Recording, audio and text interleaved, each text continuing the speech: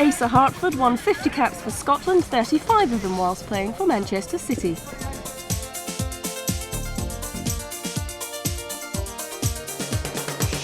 When you're actually playing in league soccer at the top level, it's fantastic. And I think you don't really realise it until it's all over. Most players don't realise how lucky they are. Yeah. I mean, I suppose it's so easy to do, isn't it? You're doing something, you're at the peak of your career and you just think it's going to last forever, and then all of a sudden it doesn't. But how do you cope with something like that when you know it's going to end? Sometimes I don't think you try and put it off. You know, you don't really want to look forward to it. It's something that you enjoy, something you've always done from a young schoolboy. And if you've had the breaks and been lucky, and you've had a long career, in football, it's a great game. It's easy to get carried away with it and not see or not anticipate what's over, at the end of it. It really is a fantastic life. You get paid for keeping fit and seeing the world, and nowadays, of course, the one transfer move at the top level and you're almost made for life. Was it always something you thought you'd do, moving into management? Because you were a caretaker for a while, weren't you, at Man City? Yeah, I've been manager and player manager at a couple of other clubs, and caretaker at Stoke City and then Manchester City. Yeah, I just thought it was like a natural progression for myself. I never even thought about doing anything else. I mean, football was my first love, and I've always been involved in it. It's been over 30 years now, so I don't see anything else going into anything else. Did you want the full-time job at Man City?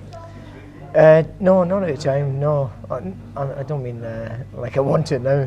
No, I enjoy training with the players and coaching and going out with the players on a day-to-day basis. When you're working at big clubs, there's a lot more hassle and a lot more baggage goes with the job nowadays, and I prefer to be out training every day and doing it on the coaching side. What's the best bit of being a caretaker manager? Caretaker, knowing that you're not going to get the job probably, although some caretaker managers there make that step. I did myself years ago. I was at Shrewsbury Town and I was player manager, and the manager lost his job and I was asked to be caretaker. I was there caretaker for about a month or 5 weeks, and the results were okay, and they asked me to be manager, and I made a mistake. I went into it and I became sort of player manager, and it was a mistake. I wish I'd just sort of sat back and said, no, I enjoy doing what I'm doing. What was it about it that you thought, oh my God, this is like the biggest mistake I've made? Dealing with directors, I find was difficult.